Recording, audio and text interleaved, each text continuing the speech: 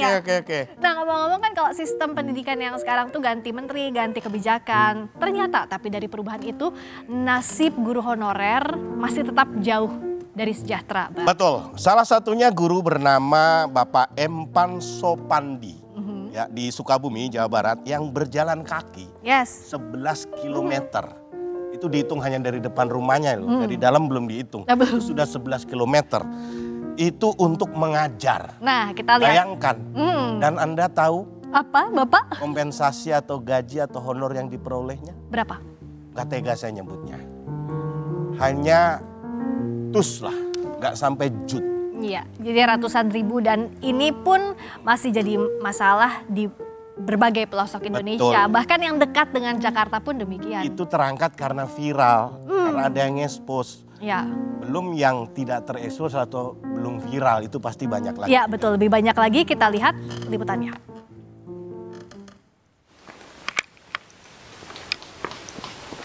Setiap langkah kaki Empan Sopandi, ia niatkan untuk berbuat kebaikan. Sudah 14 tahun ia menapaki jalanan dari rumahnya di Kampung Ciguha, Desa Jampang Tengah, Kabupaten Sukabumi, Jawa Barat, demi mengajar di MTS Torikol Hidayah, Desa Bojong Tipar, Jampang Tengah. 11 km ia tempuh dengan berjalan kaki. Kenapa? Ya kan karena penjelasan saya itu pertama saya nggak punya fasilitas ya. Kadang-kala kalau masa mungkin dari segi berjalan memang apa yang harus disarankan hanya jalan kaki. Ya perjalanan kan tadi kalian udah tahu kan dari Ciguha hampir 11 kilo. Kebaikan, keikhlasan, dua nilai yang ia pegang teguh yang menguatkan tekadnya untuk berbagi ilmu mendidik anak-anak bangsa. Guru bahasa Inggris ini ingin memberi teladan agar anak-anak didiknya punya pribadi yang kuat dalam menimba ilmu. Kedua, ingin mengembangkan yang saya bisa, yang perempuan saya bisa dalam bukan bahasa Inggris ya, dalam mengajar ini orang yang bisa sekerja, yang memberikan menanamkan kebaikan istilahnya.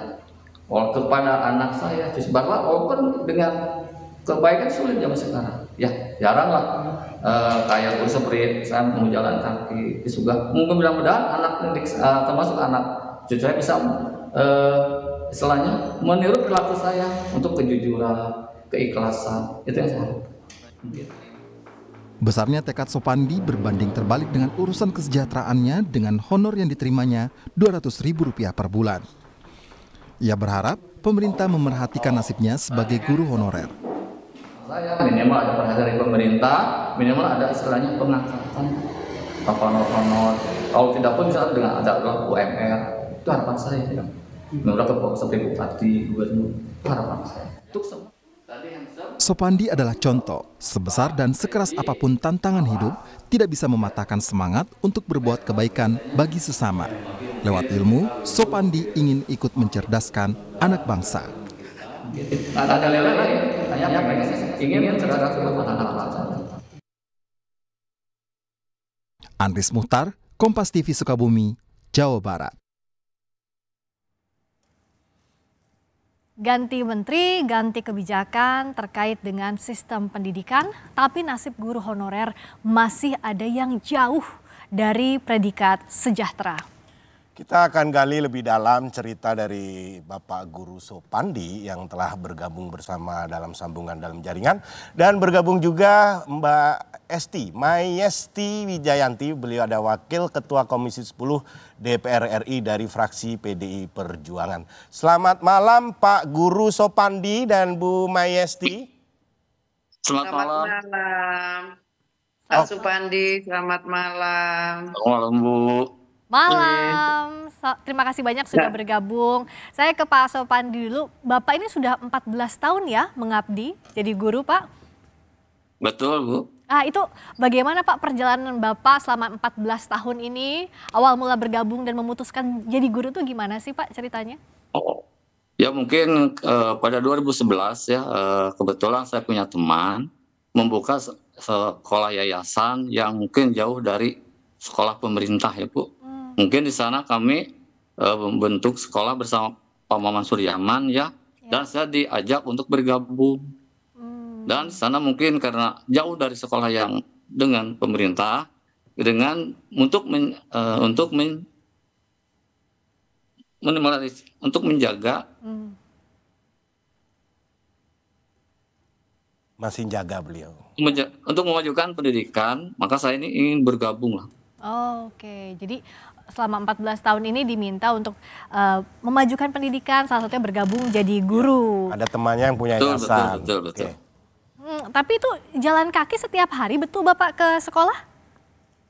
Iya, betul. Itu 11 kilometer, kenapa Pak harus jalan kaki? Karena saya tidak punya kendaraan atau fasilitas, Bu. Masya Allah. Wah, mohon izin Bapak, mohon maaf. Ini kan 11 kilometer. Itu berarti berapa lama Bapak menempuh perjalanan itu, Pak? Hampir 3 jam, Pak. Bapak mulai mengajar jam? 7:30. Berarti Bapak Subuh ya Pak ya? Setelah sholat subuh langsung sholat jalan? subuh. Betul. Ya Allah. Ya Allah, itu tiap hari Bapak dari rumah ke sekolah bolak-balik 3 jam. Itu baru perginya saja, belum pulangnya ya Pak ya? Betul. Kalau kehujanan, cuaca buruk itu gimana Pak Sopandi? Ya kadang-kala kita pakai istilah payung, Bu. Oh, tapi Tidak hujan lah itu. iya, tapi tidak ada yang membantu kendaraan apapun gitu ya Pak ya?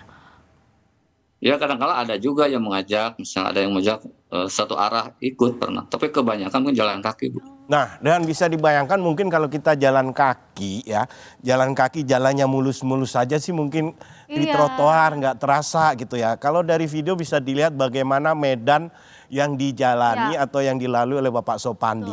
Ini berasa Bapak bukan hanya mengajar tapi mau mendaki gunung ya Pak. Karena memang lewat lembah, turun lembah, lewat lembah, turun lembah. Betul.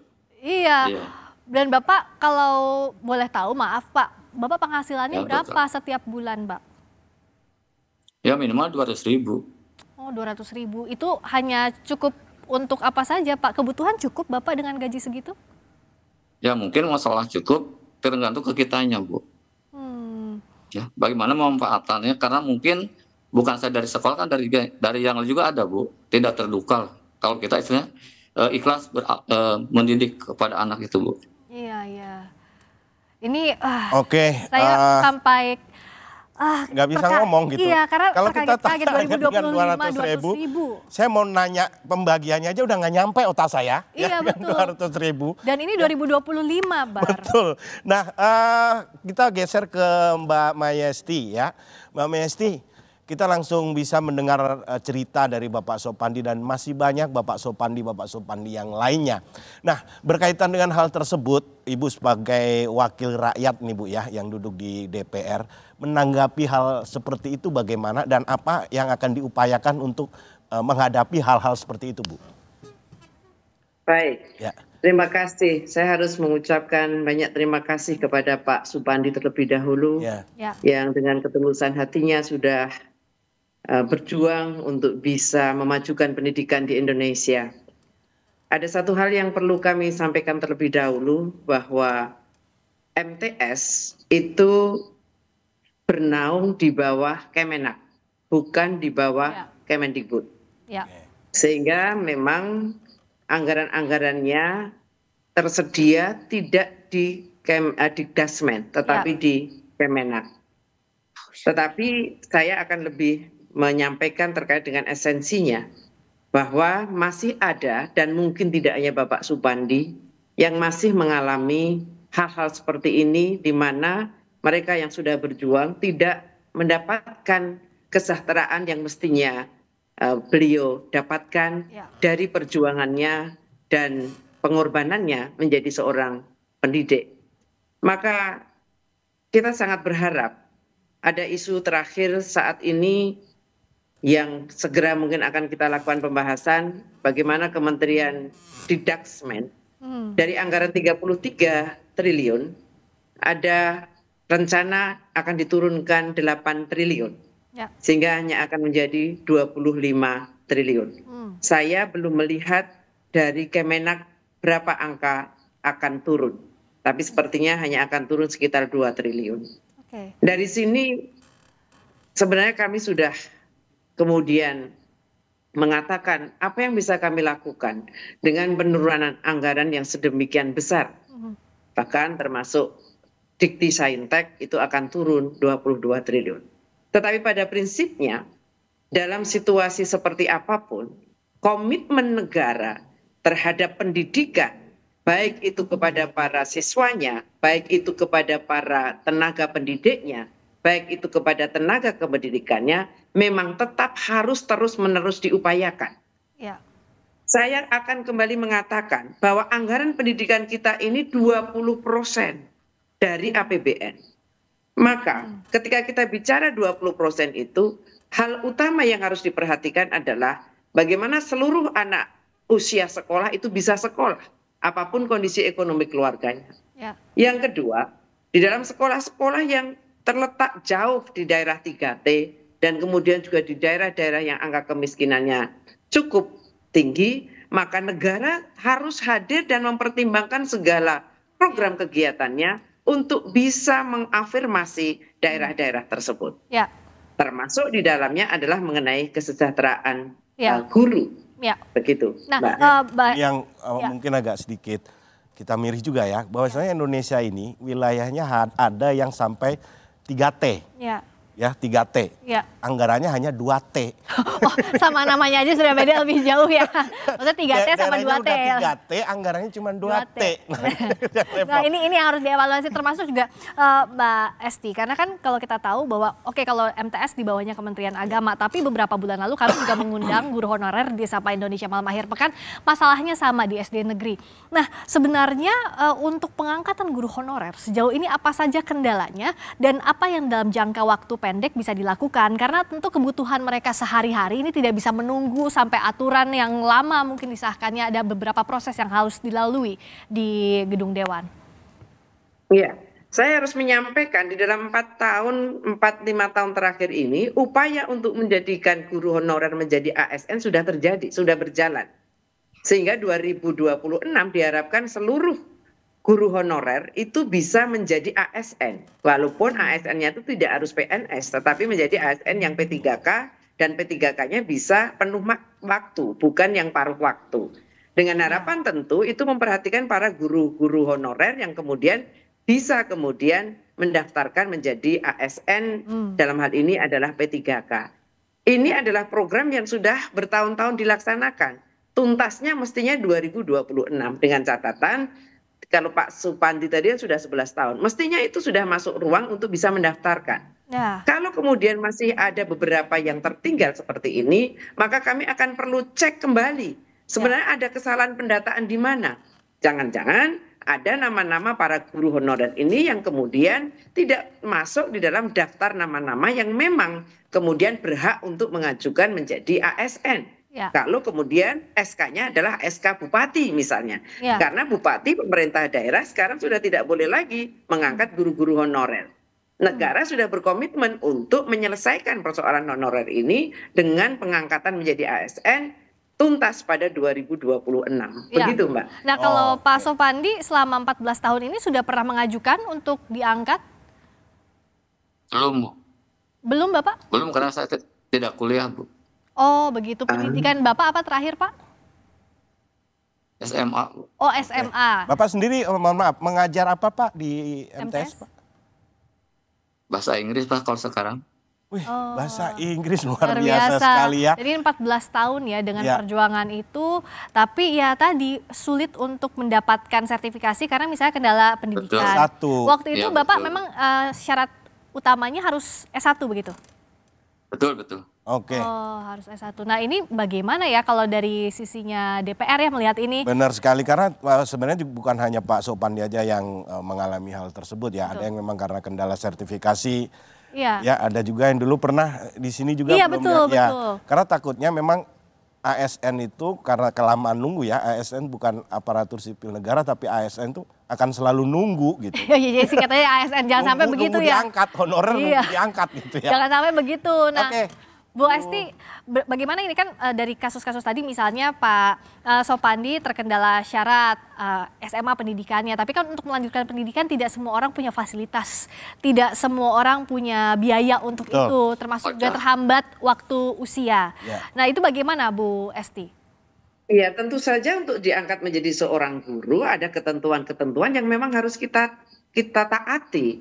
Tidak mungkin kemudian guru SMA, lulusan SMA juga, kan tidak mungkin demikian. Ya. Maka mengenai kendaraan ini kan agak spesifik ya Pak Supandi ini kasusnya. Beliau sudah mengajar lama. Nah, pasti akan sulit masuk di dalam daftar yang itu menjadi guru honorer yang bisa mengajukan untuk menjadi ASN. Ya. Karena ada satu persyaratan yang tidak memenuhi. Nah, untuk bisa mengajar itu kan misalnya guru matematika. Oh, dia lulusan D3 atau S1 pendidikan matematika, misalnya begitu. Nah, Pak Supandi ini mengajar di MTS dengan tetap menghormati atas pengorbanan beliau, tetapi ternyata ijazahnya adalah SMA. Berarti ini kan tidak memenuhi standar dan kriteria yang ada. Lalu apa yang kemudian bisa diperbuat oleh negara? Pertama, ya kita lihat dulu MTS-nya. Apakah MTS-nya ini memang tercatat sebagai MTS yang di bawah naungan Kemenak secara resmi? Ada di situ data di emisnya. Apakah siswa-siswanya masuk di emisnya?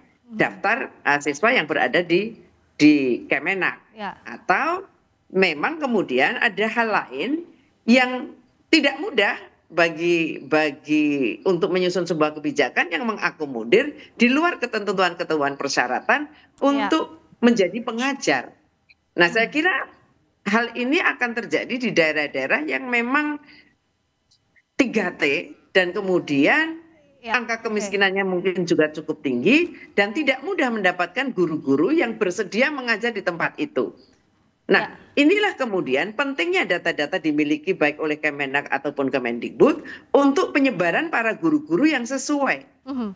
Kalau kemudian kita, lalu Pak Supandi harus diapakan? Mungkin Pak Supandi bisa dialihkan menjadi tenaga kependidikan. Di mana tenaga kependidikan juga punya ruang untuk bisa mendaftar menjadi P3K.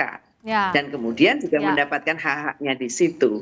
Begitu. Artinya di dalam rangka menjaga dunia pendidikan kita, baik dari sisi kualitas pendidikan, kemudian melalui infrastrukturnya, melalui evaluasi pendidikannya, kita kan mempunyai aturan-aturan, batasan-batasan, dan ketentuan-ketentuan yang memang harus ditaati. Begitu, Mbak. Jadi masih ada peluang buat Pak Sopandi, terus semangat itu doanya kita. Diangkat menjadi P3K ya. Ya, dari berbagai jalur tadi yang Bu Esti tenaga sampaikan. Kependidikan gitu ya, misal kayak TU gitu kan ya. Ya, nah tapi intinya adalah perbaikan hak-hak itulah yang dinantikan. Nah kalau Pak Sopandi, apa yang mau disampaikan harapannya, termasuk juga Pak Sopandi ini banyak orang mengenal karena viral di media sosial. Itu awal mula ceritanya gimana sih Pak?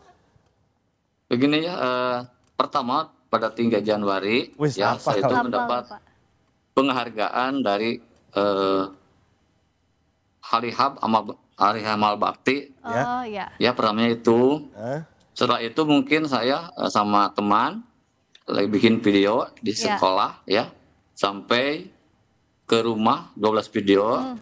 Mungkin ada yang ada teman saya Pak Dian sama Pak Abe ya, mungkin ada diviralkan, itu awalnya itu. Iya. Tapi ya diharapkan bahwa ada perbaikan Bapak secara hak-hak, secara penghasilan juga ya Pak Sopandi ya, itu yang jadi harapan utama ya Pak Sopandi ya. Iya betul. Iya. Oke, semoga kedepannya menjadi lebih baik ya. Betul, dan diperhatikan tak hanya Pak Sopandi tapi juga yang lain guru-guru honorer juga bisa. Betul. Seluruh honorer yang minimal ada pengangkatan itu. Ya, amin. Oke, terima kasih kepada Bu Esti yang sedang ada di Jogja ini dan juga Pak Supandi yang sudah bergabung di Sukabumi. Terima kasih semuanya ya. Atur nuhun Bapak, terima kasih. Sami-sami.